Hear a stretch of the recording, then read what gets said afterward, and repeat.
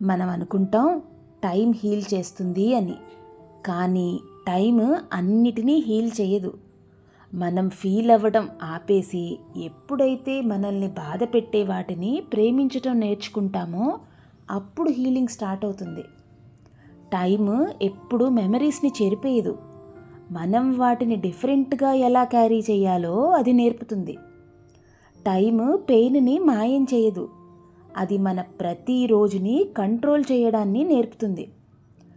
Time పాస్ట్ని ఎప్పుడు fix చేయదు, మళ్ళీ మనం అందులోకి వెళ్ళడానికి చేసే ప్రయత్నాన్ని ఆపడానికి సహాయపడుతుంది.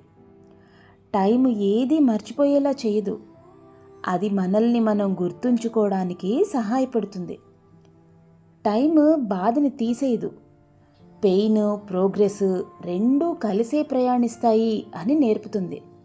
అందుకనే ప్రతిదాన్ని వదిలేసి కాకుండా పట్టుకొని ప్రయాణించటం అలవాటు చేసుకుందాం.